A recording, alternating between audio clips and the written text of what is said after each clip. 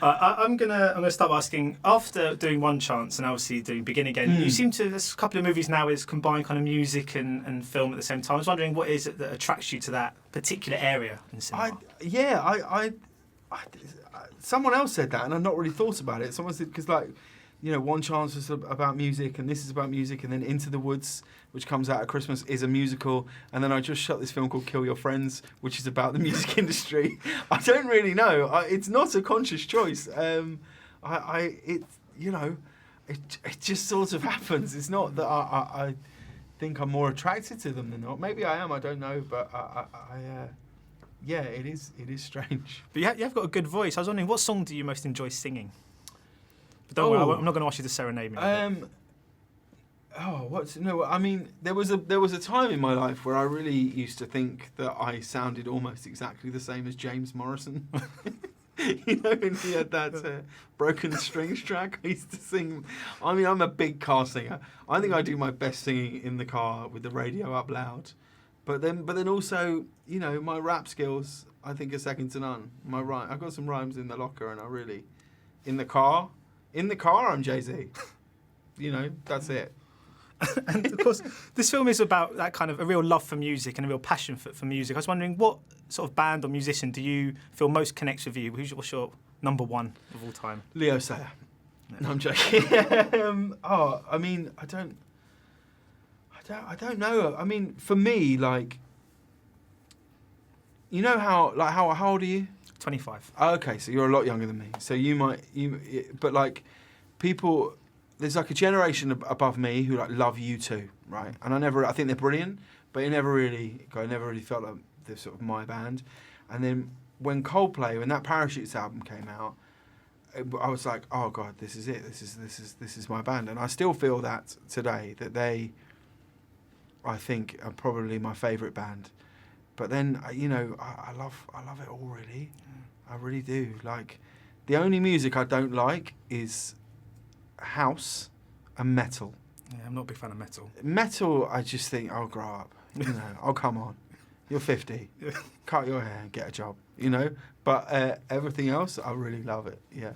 And just to go back to the film somewhat, of course, in real life, you are a success, and Steve isn't quite. But was you able to relate to the character in a sense that he's just kind of, at least from the early stages of your career, of that kind of trying to break through and trying to kind of make a name for yourself in an industry? Oh, of course. Like, I can absolutely relate with that feeling of just going, I love doing this so much, I just want to do it all the time, you know?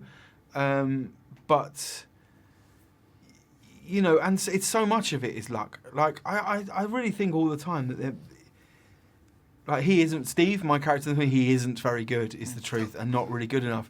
But I do often think about, like, how many brilliantly talented people there are who just aren't, you know, getting the opportunity to do it, you know. I do think about that quite a lot. I often think it when I watch, you know, when you watch, like, talent shows and things like that, you just think, well, what would happen? That person would just be, imagine what it's like to be an amazing singer. Like, you might be the best tap dancer known to man. You just haven't had the chance to you know, dance is your life, I know that.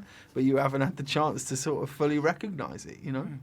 And in this movie, I felt a bit of subtext between the character that you're playing and Keira Knightley's, that maybe he had some feelings for her. Oh, yeah. And it's not really explored, but was that something that you were kind of playing on? Yeah, well, me and John talked about it quite a lot, actually, where, you know, she's probably the love of his life, and that he would just do anything for her, knowing full well that she'd never say those words back to him, you know. And there was actually a scene in the film that got cut that was him sort of, he never really said it, but he didn't need to, and it was clear that this would always just be a friendship, you know. And just to move on to kind of future projects, you mentioned Into the Woods, of course, with Johnny Depp. Really excited about that one. Can you tell us a little bit about it? Yeah, it's a Stephen Sondheim musical directed by Rob Marshall, who did Chicago and the last Pirates of the Caribbean film. And it's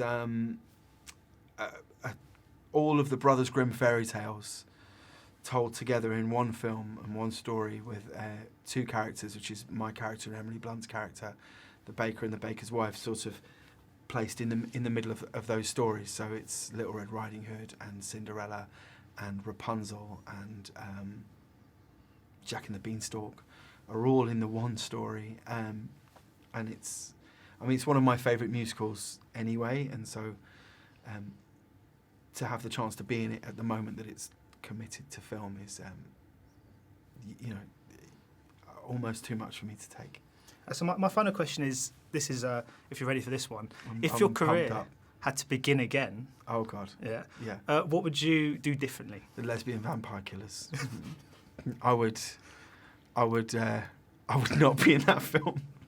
If I could, if a crystal ball could arrive, I would. I'd probably have passed on that one. I think I'd have. Yeah. I mean, there's too many to say. There's too many. There's too many mistakes. But those are the things that make you stronger and make you want to be in other things that are good, and that you learn so much more from your mistakes than you ever do your hits. So yeah, but that's an easy one to answer. Have you seen it? No. Don't. It's shit. It's so shit. I mean, it's just. It felt shit at the time, but no one could have really been aware. No one could have ever imagined quite how shit it is. I'm going to watch it tonight, I think. Don't do it. It's the World Cup. Why would you do that? That's Yeah, true. you should watch some good football for a change. Because you're used to watching Tottenham. You should have a look at teams, playing good, attractive football. I'm a West Ham fan. You're the only team we ever beat. It's amazing. So there we go. Me, Wonderful. A real pleasure. Always a pleasure. This pink iPad really suits you as well.